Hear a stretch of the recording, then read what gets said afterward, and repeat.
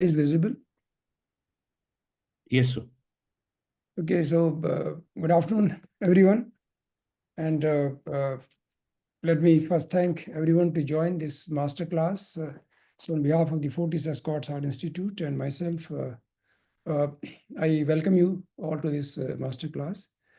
And I think let me thank Jivo also, Varun and his entire team for organizing this masterclass. In fact, just to give an idea to the audience, during COVID period, our surgical society, which is the Indian Association of Cardiovascular and Thoracic Surgery, of which I was the president, I'm the past president, and at that time I was the president.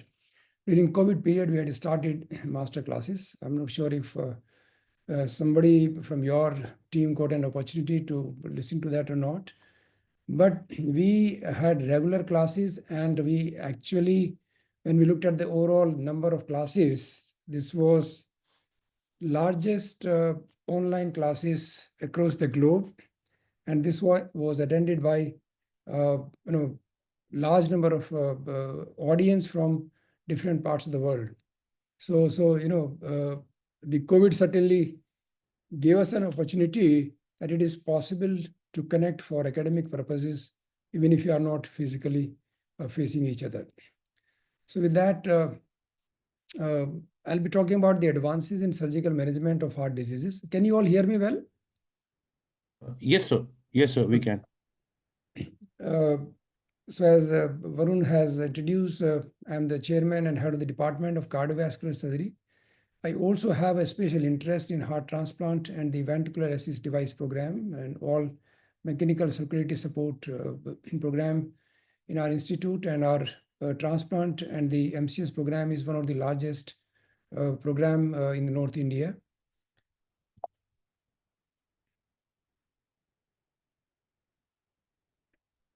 Now, open heart surgery actually started after the invention of this machine called heart-lung machine, which was the invention after many years of research by John Gibbon and his wife.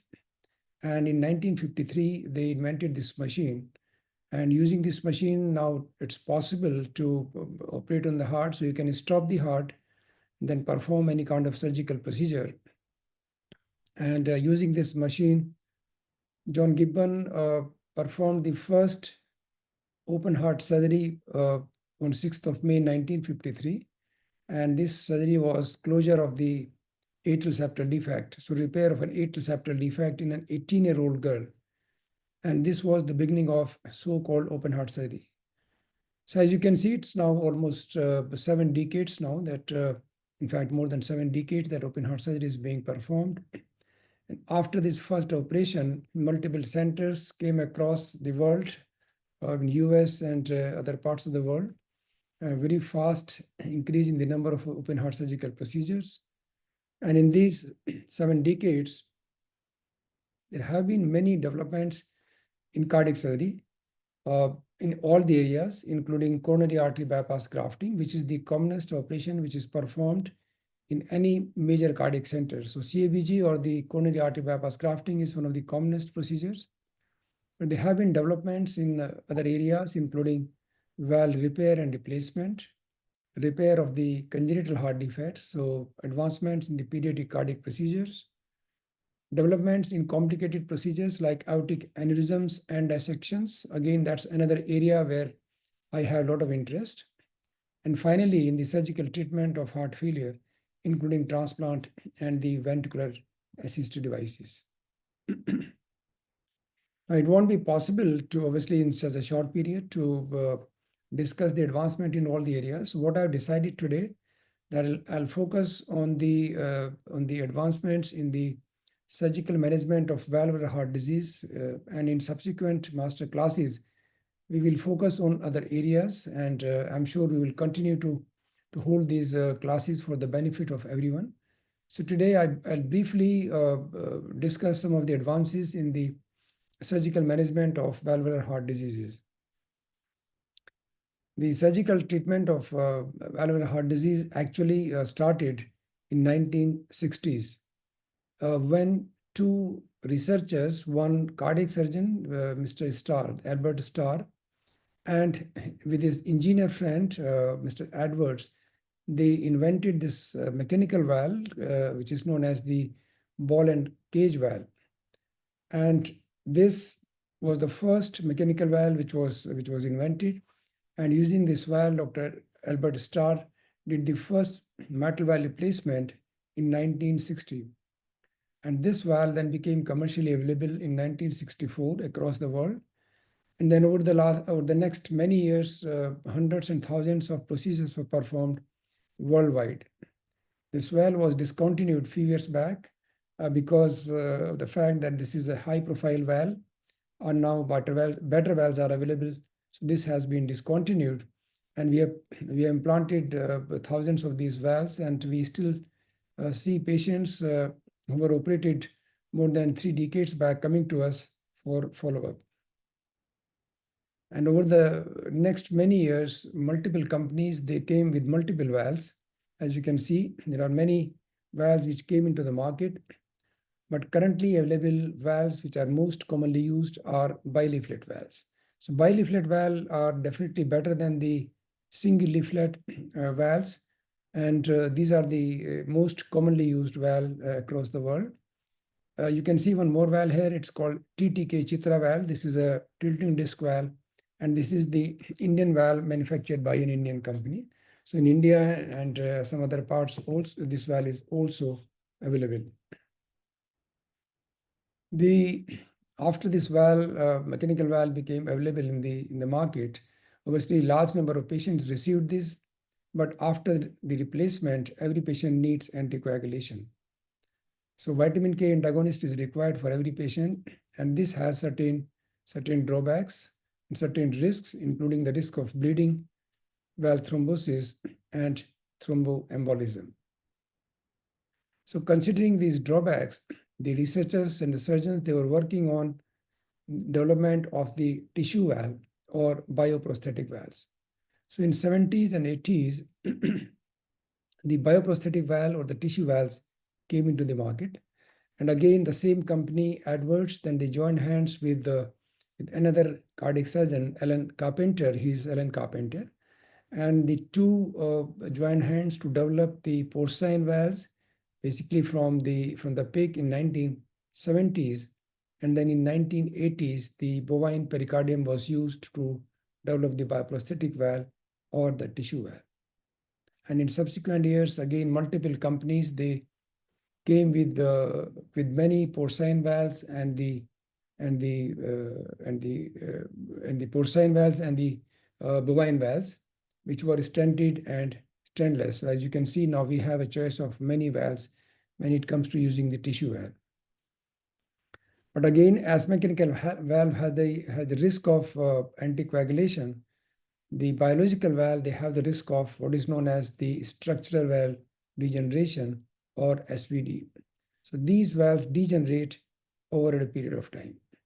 So after a few years, these valves degenerate and patient needs a reoperation. So both the valves have their drawbacks. So unfortunately, we don't have what we call as an ideal valve today. And we have to choose between a tissue valve or a mechanical valve.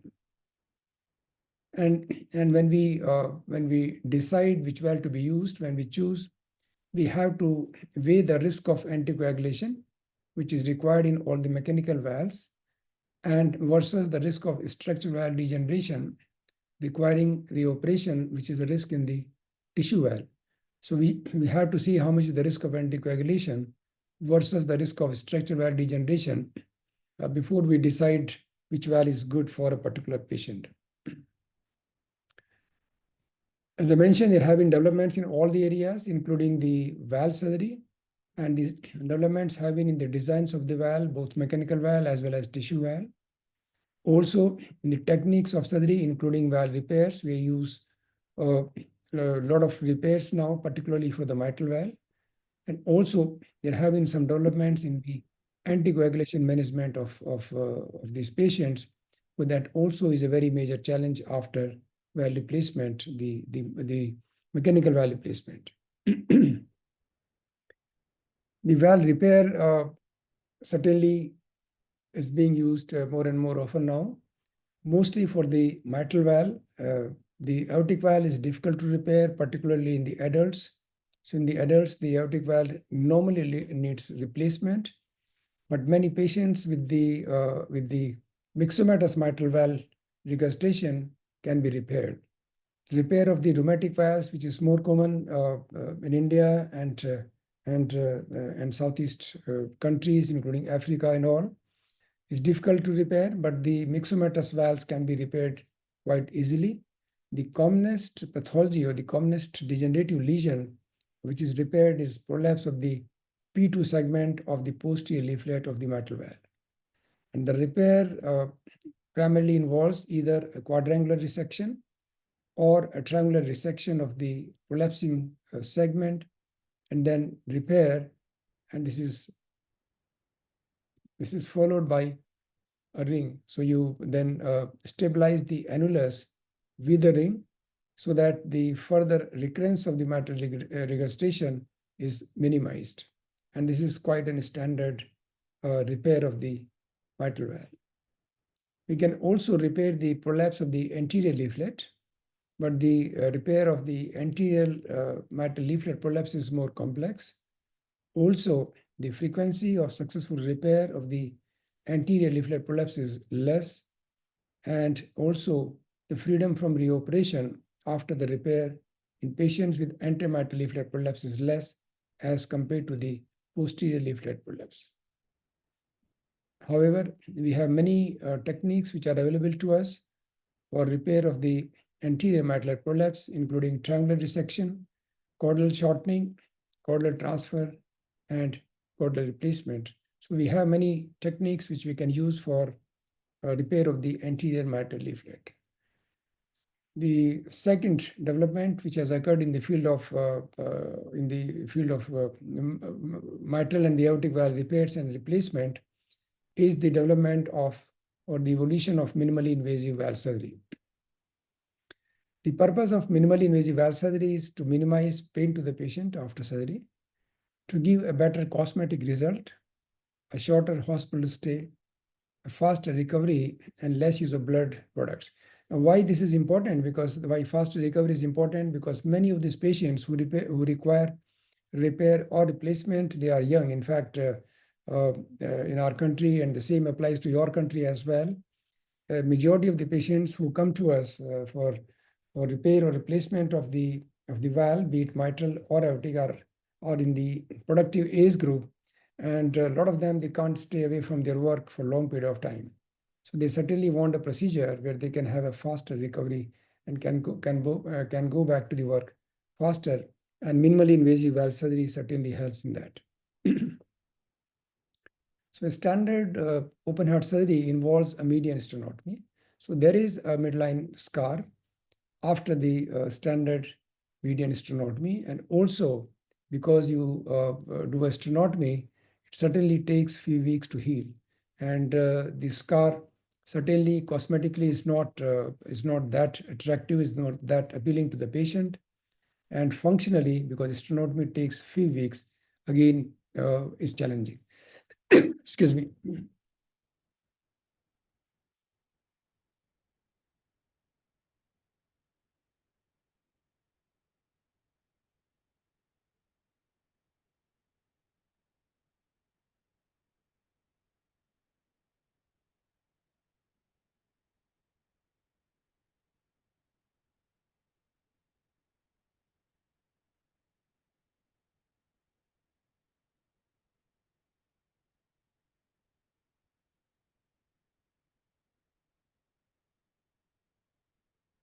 So knowing that challenge, that these patients certainly, we can give a better outcome, we started the minimally invasive valve surgery, and we have developed many techniques. Many techniques have developed for the aortic valve surgery as well as the mitral valve surgery.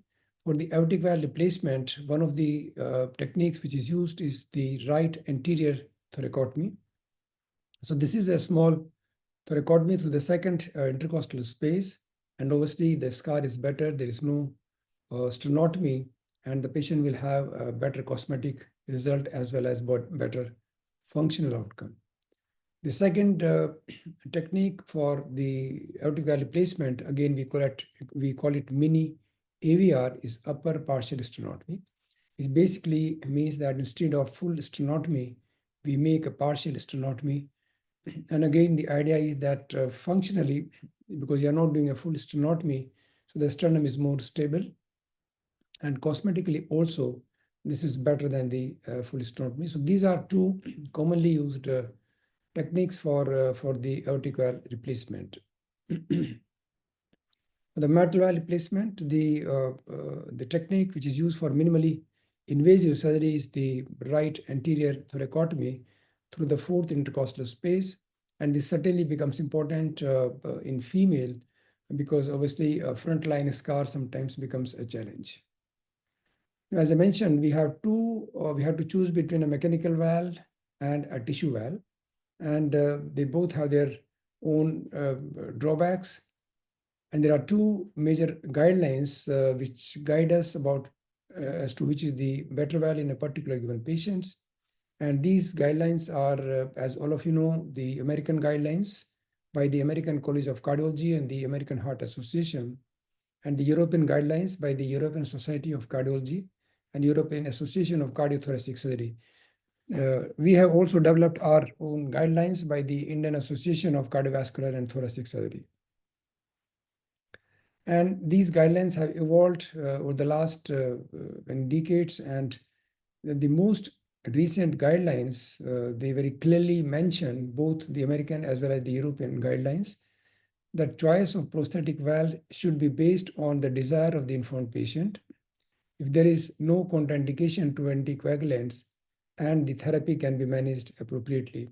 So that basically means that there is no contraindication to anticoagulants, and if the patient is well informed about the pros and cons of the mechanical valve and the tissue valve, you can choose either of the two valve as long as patient is fully aware as to what are the advantages and drawbacks of a particular valve, irrespective of other factors.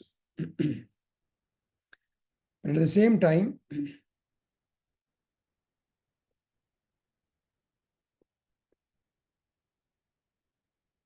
the most important criteria which is used for deciding for the valve is the age of the patient. So as you can see, younger the patient, the mechanical valve is preferred. Older the patient, the tissue valve is preferred. And the reason is very simple, that the mechanical valves are expected to last longer unless they thrombose or there's a endocarditis of the prosthetic valve. But there certainly would be the risk of anticoagulants.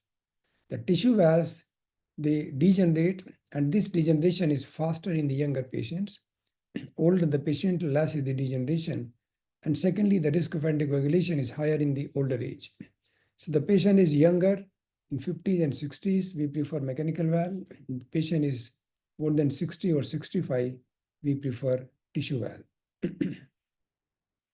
There are certain specific categories of patients where the tissue valve is preferred. And one of them is the woman who wants to become pregnant. So in women, irrespective of the age, even if the patient is very young, we prefer the tissue valve because the mechanical valves, they have certain risk to the mother as well as the fetus. So bioprosthesis is recommended in women who are wanting to become pregnant. Anticoagulation is a major challenge after valve replacement because patient has to monitor the INR. So patient has to get the test done, has to then report to the valve clinic or the hospital for the dose of the INR of the acetylene or the warfarin. And this certainly poses a challenge to the patients. But there have been certain developments in this field, and also now there are certain valves which are available which need less anticoagulation. So the device is available where the patient can monitor the INR at home, and then not only patient can monitor, patient can actually manage the anticoagulation at home if the patient is a little educated. So we advise a lot of our patients who are well educated to monitor the INR at home. And then they can titrate their own dose of the anticoagulant. And there are many studies which have compared the results of the home monitoring versus the institutional monitoring. And this is one of the recent publications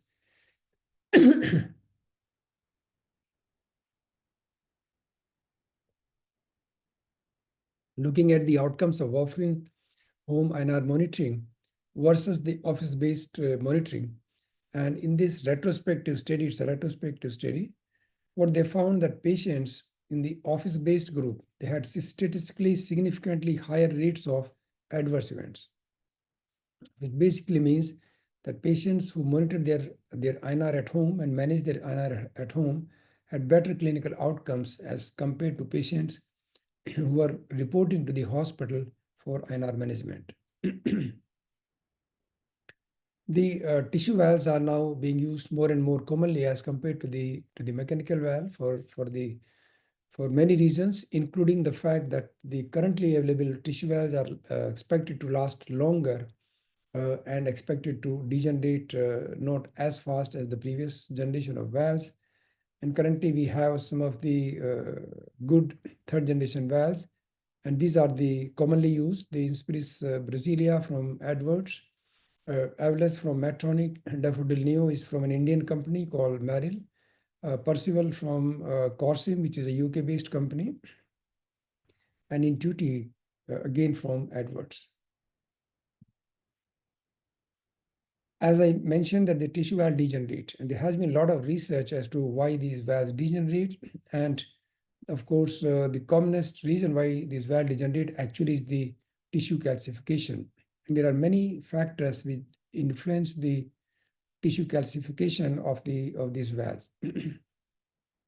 And the preservation of this valve, which was in the glutaldehyde, had exposed these valves to aldehyde, which was one of the factors to cause calcification. And most of these companies now have focused on anti-calcification management so that the tissue calcification can be minimized and the valve degeneration can be minimized. The second area where the companies are focusing is on the technologies which makes it easier for a future valve-in-valve, because at some point of time, this valve will degenerate and the patient will need either a redo operation. But now the technology has developed when one can do transcatheter implantation of the valve in the previously surgically implanted valve. So this valve-in-valve obviously is now possible, and the companies are focusing to develop these valves, which makes easier to perform this valve-in-valve procedure. For example, this Edwards has in Resilia, they've developed two technologies. One is the fluoroscopically visible markers.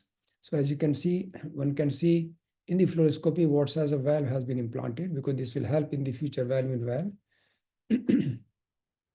And the second is what they call as an expansion zone. So they have developed this valve with a design that when you do a valve-in-valve, one area of the swing ring will expand, and one can use a bigger size of the valve in the second valve-in-valve procedure. Similarly, this is the EPIC valve from Abbott, and in this the company has put radiopaque markers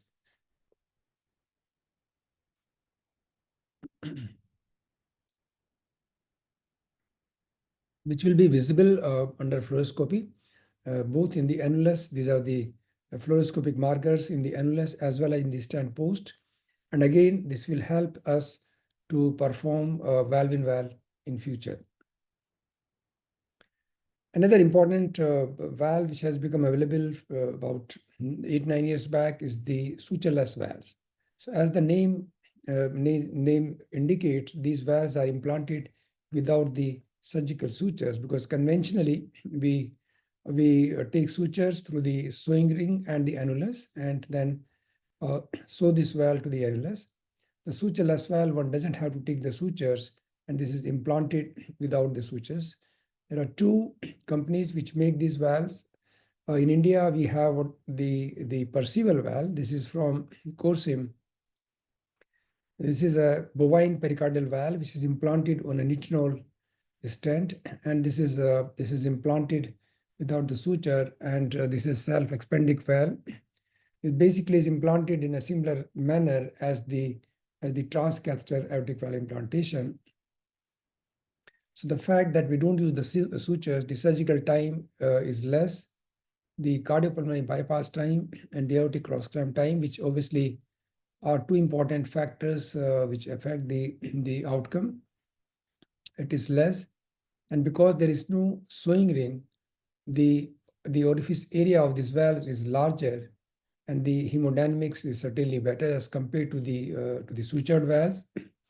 And also, because we don't need suture, this facilitates us in minimally invasive aortic valve replacement.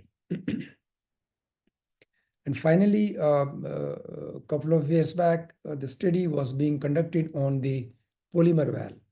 So a company called Foldex, they did research, and they came out with this valve, which is known as Foldex TriValve.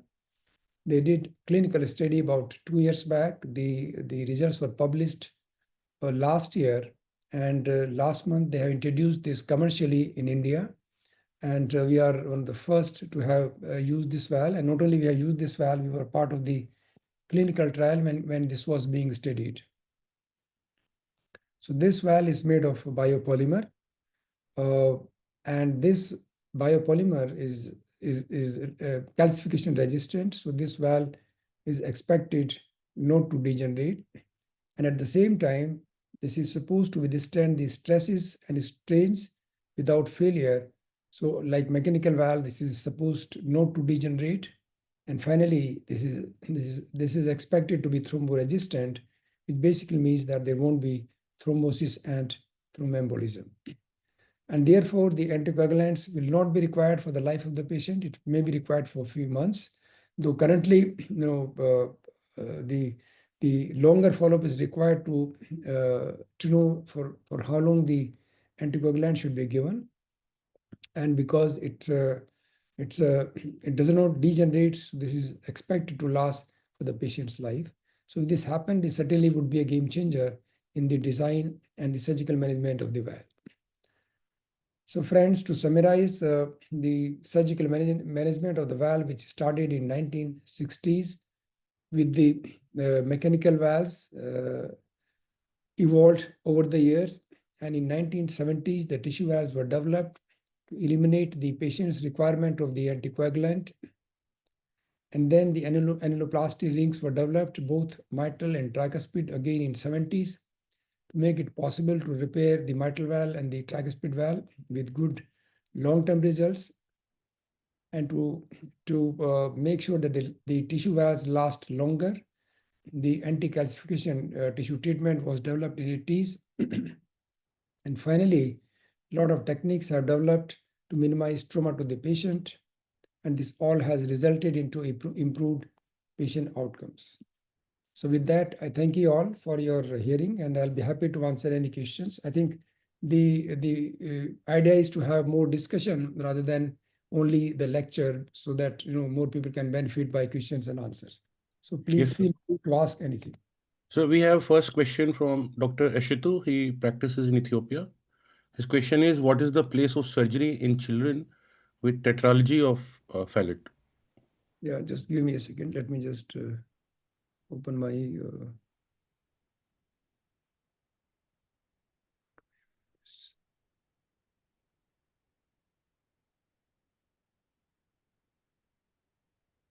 how do I maximize my screen?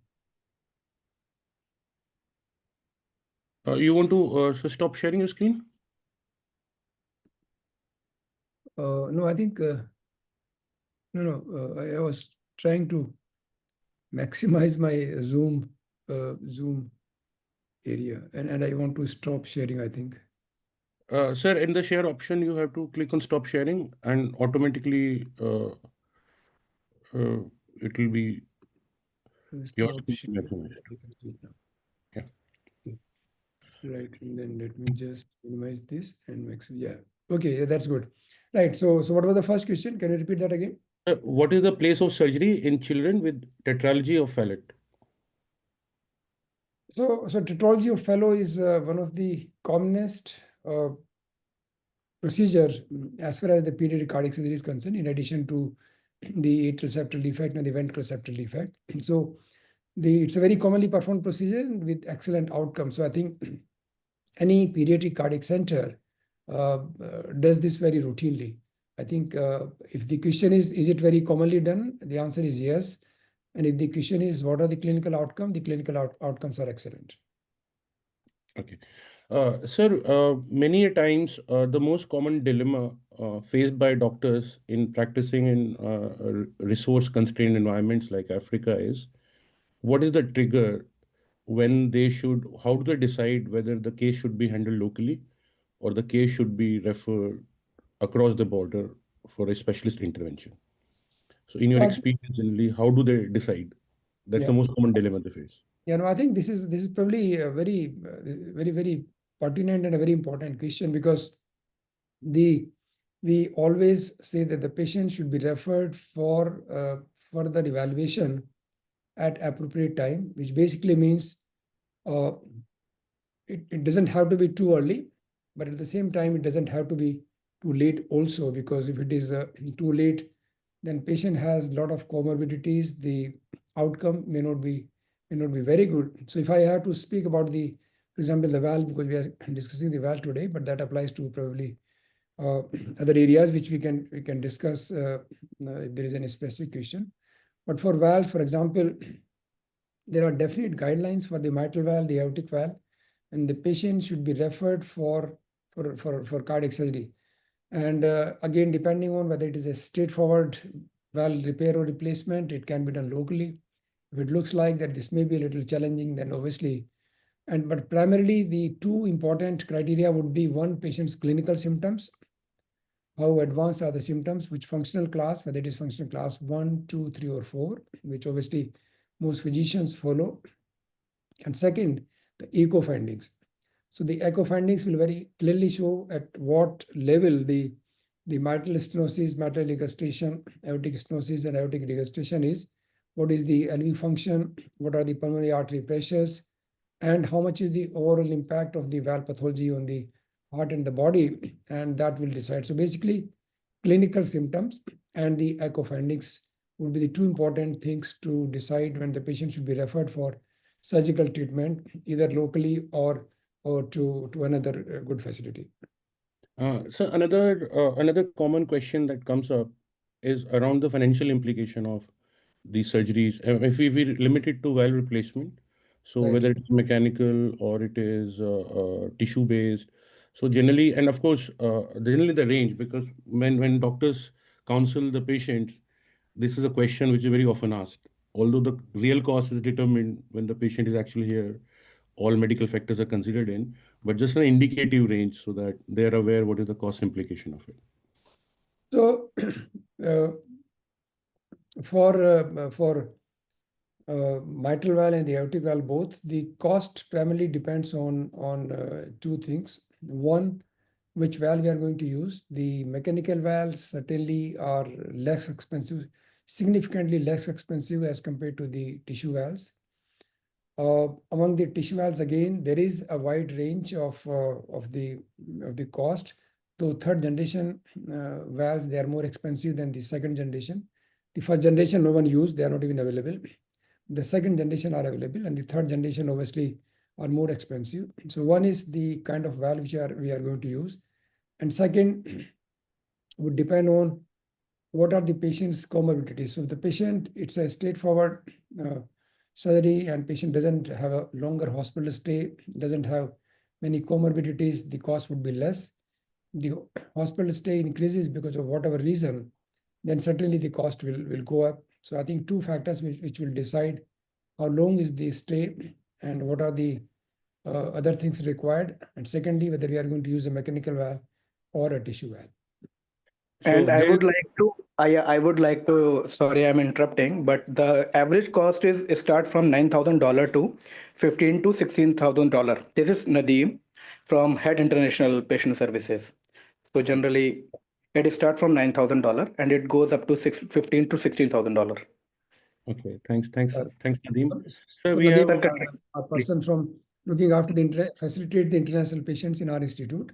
So he certainly, is an important member of the team because as Varun has mentioned, the financial aspects are very important. I mean, we face this every day with our Indian patients as well as patients coming to us from other countries. Yeah. okay. So there's another question from Dr. Abraham Getachew. He practices in Ethiopia. So the question is, for child born with non-obstructing mass over the apical side of heart, that is around 1.4 centimeter by 1 centimeter, and no sign of heart failure.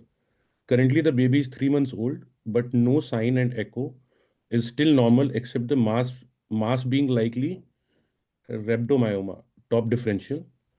Should we consider surgical management or when to consider surgical management? Currently, he is provided clarification. Currently, the mass shows decrement in size.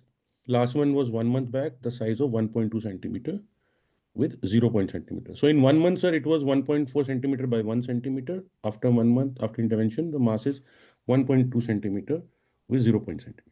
Okay. So I think so. Two comments here. One, again, it's not a very common pathology, obviously, the rhabdomyoma, but the cardiac tumors certainly are very well known. Secondly, obviously, the echo can give us an idea as to what may be this pathology, but I would suggest that we should do an MRI as well and a CT to delineate further.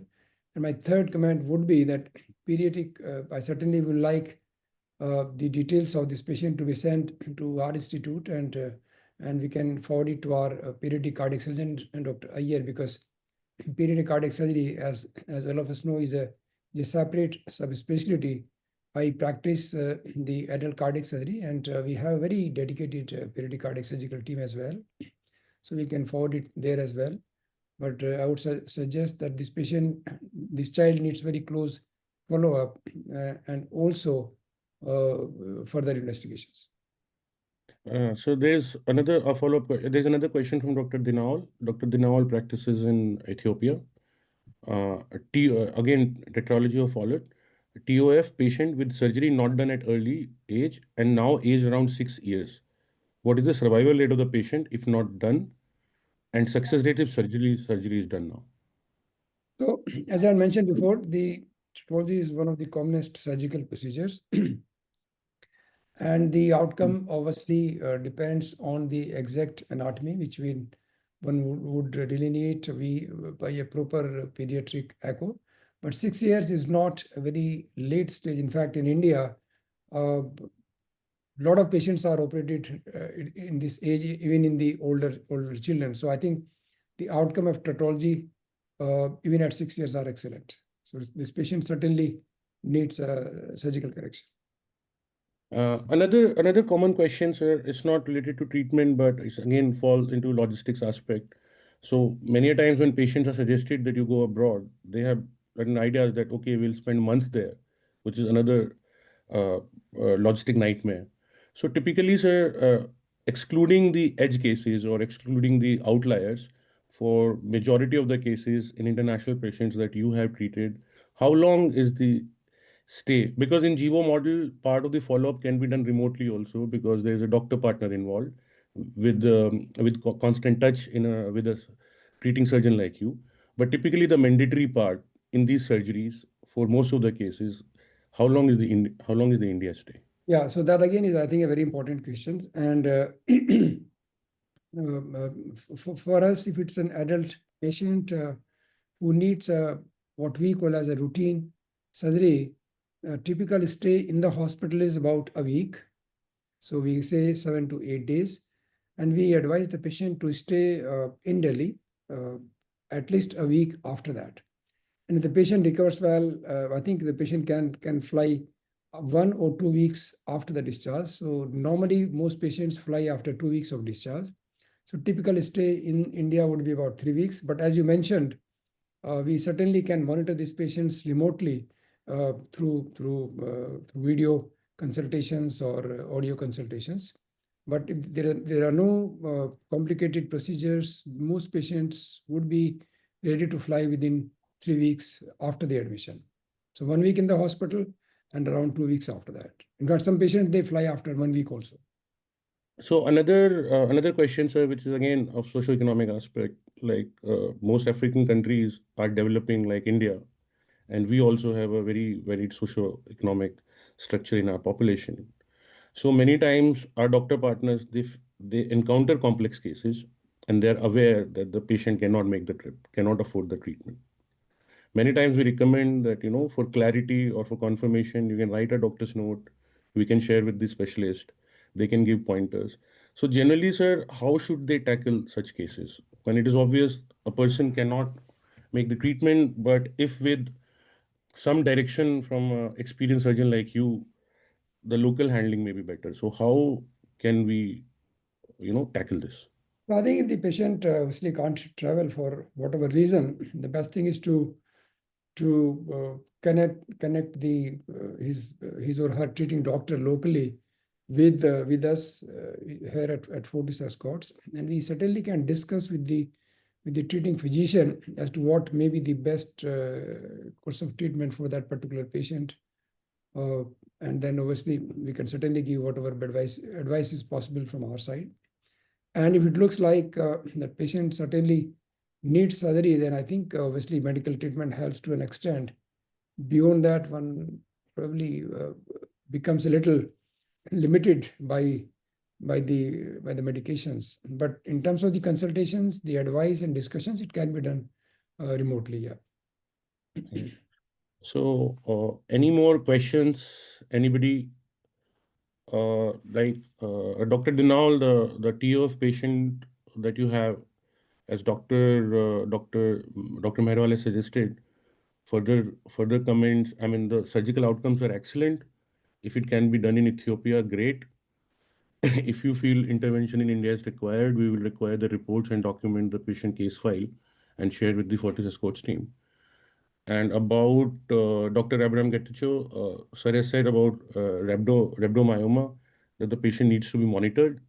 And if those MRI and CT reports are available comprehensively, that can be shared with the pediatric cardiology team in Fortis Escorts, and we can get a more specific opinion about how it can be managed.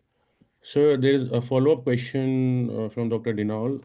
There's adult patient with myocardial bridging taking beta blocker. Should surgery be done? And if surgery is not done for him, what will be the possible negative complications? So the myocardial breathing obviously is not uncommon. We do see it in angiographies. If it is asymptomatic, then nothing needs to be done. If it is symptomatic, and then obviously what we normally would do, we'll do a stress thallium. And then if the stress thallium is positive, then we will recommend surgery. If stress thallium is negative, which we have seen most of the time, then just the medical treatment, nothing else needs to be done. So if it is only myocardial breathing with no stenosis involved in other arteries, because myocardial breathing normally occurs in the left anterior descending artery. So if there is no narrowing, no stenosis in LAD in other areas, the circumflex, the right coronary artery is normal, and in that case, nothing needs to be done. But stress thallium, if it is positive, then we certainly needs to recommend surgery. Sir, it would okay. There's a thanks from Dr. Dinal. And if there are any further questions or any further cases that you may want clarification on or you want to refer, you can share it with us later also. We'll make sure that it is shared with Dr. Meharwal's team, and the appropriate opinion or appropriate course of action, whatever they recommend, will be shared with you so that you can guide your patient accordingly. Thanks a lot. Thanks a lot, Dr. Meharwal. It means a lot for you taking time out on a Sunday for interacting with African doctor associates. They work in very challenging environments, infrastructure-wise, which is constrained. Uh, okay, Dr. Dinal says the myocardial bridging beta blocker, he has CT angiography for this patient. So, Dr. Dinal, if you want to discuss this further, either you share results or uh, we can do it later also. Sure. So I think, so let me thank Varun to you and our team, Sugupta and Nadeem from this side, and everyone participating in this masterclass for joining. I hope it was useful. But as Varun has mentioned, that please feel free to contact us, to communicate with us either through WhatsApp or through mail whenever required. And me and my team would be happy to give our advice to the best possible treatment to the patient, and we'll be happy to help any patient who's ready to come or who wants to come to our institute. So, Thank sir, you. our vision is, sir, Dr. Meharwal, our vision is that this cross-border doctor dialogue and interaction should be encouraged, and this should be structured so that a lot of cross-border through this dialogue and clarity, and with increasing of trust, uh, a lot more patients can be benefited with with the flow of expertise and collaboration between doctors across geographies. Like, it feels very unfortunate in today's world when we in India, I get a cab in 5 minutes. I can order tests sitting at home. I get deliveries, I mean, even complex in 10 minutes, 15 minutes.